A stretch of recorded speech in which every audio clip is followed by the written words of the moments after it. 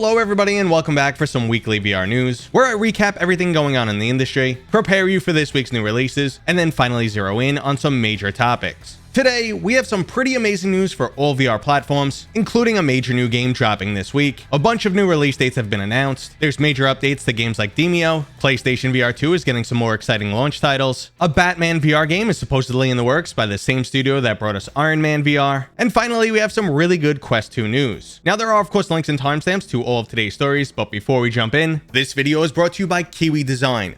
Let's face it guys, your Quest 2 needs an Elite strap. Why not get one with a battery pack? Kiwi has this amazing one. It's my absolute favorite. It's got this super plush top strap and back strap, making it extra comfy. It's way more durable than what you get from Meta and cheaper. Plus, it's got a massive 6400 milliamp hour battery, which can give you 4+ hours of additional gaming. I highly recommend it, guys.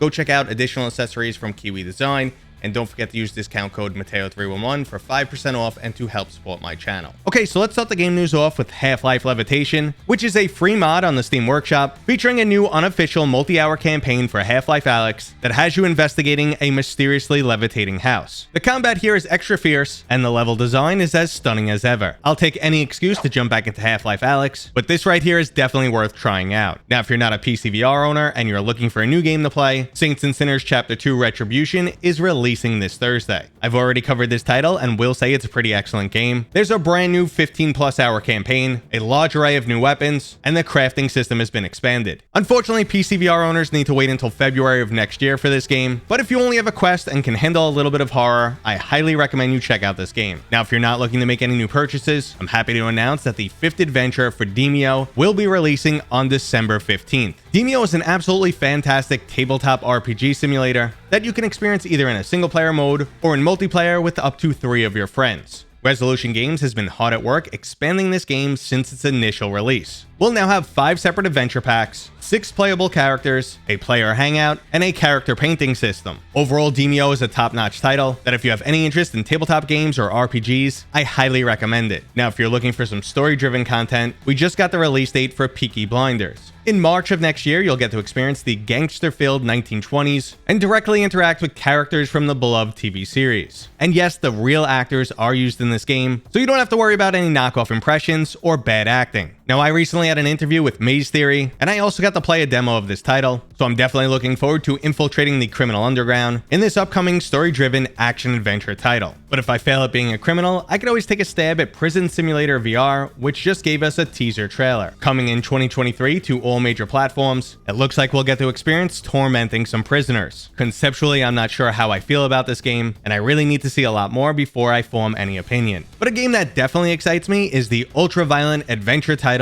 Undead Citadel. This game has been in development for quite some time, and it will have you slashing, stabbing, crushing, shooting, and dismembering hordes of undead creatures, but development has been quiet for quite some time. Fortunately though, that has changed, and we now know not only is it planning to release in March of next year, but it's also coming to the PlayStation VR 2. I'm absolutely pumped here, as this is 100% my style of game. Stunning graphics, fantastically brutal physics-based combat, and some mature themes. There's over 60 different weapons, all featuring specific use cases. There's an array of different potions that help you battle the undead, and there's dozens of different enemy types to square off against. Now, the only thing not listed here that I hope to see is any form of campaign, rather than just being in different arenas and fighting hordes of enemies. Now, Undead Citadel is not the only new game to be announced for the PlayStation VR 2, as it's also getting the hero shooter X8. From the same studio that gave us Swords of Gargantua and recently Alt Airbreaker. In the multiplayer first-person shooter X8, you'll have a large array of different heroes, all with 3 distinct special powers. These characters and abilities are all designed for specific situational advantages and should equate to some highly strategic combat. The only other VR hero shooter out there right now is Larcenauts, which didn't fare so well, so I'm curious to see how this title does, but overall it doesn't look like it has the same standard of graphics as other PlayStation VR 2 titles. And while we're talking about the studio Thirdverse, they recently raised $15 million and are promising to expand, creating both new VR and Web3 games. Their recent title Alt Airbreaker is also planned to come to the PlayStation VR 2 at some point, but I really wish they'd focus on expanding that game. It gives an excellent first impression, but then after a few hours of gameplay, you'll realize it's lacking depth, and the difficulty is completely unbalanced. This was definitely frustrating, as Swords of Gargantua was ahead of its time, and Alt Airbreaker almost felt like a step backwards. But let's move on to even more exciting news, as a Batman VR is supposedly in the works from Camouflage, the same studio that gave us Iron Man VR. If you haven't experienced that game, it is absolutely fantastic. So Batman would be in great hands with this studio. And while the title isn't officially confirmed yet, this leak comes from FTC documents that were recently released. Now, a few months ago, I made an entire video dedicated to how good a Batman VR game could be and how they can make it shine. So obviously I'm excited here. And since Camouflage was able to truly make you feel like Iron Man, I think they'll do The Dark Knight justice. The 45-minute Batman VR game that already exists is actually pretty amazing, but hardly constitutes as a game. If you could combine something like that with the combat of Until You Fall, and then add in a cool storyline, well, we would be absolutely golden, and this could be a top-tier VR game. Now, obviously, if there's any new information on this title, you guys know I'll be reporting on it. Now, before we move into hardware news, I just want to mention a tiny World of Warcraft AR experience that you could get right now. World of Warcraft's Dragonflight allows you to place a dragon into your pictures or videos. Ultimately, it's just a promotional tool for WoW's latest expansion, Dragonflight, but it's always cool to play around with augmented reality. Speaking of which, the AR headset Tilt 5 has introduced the Lab.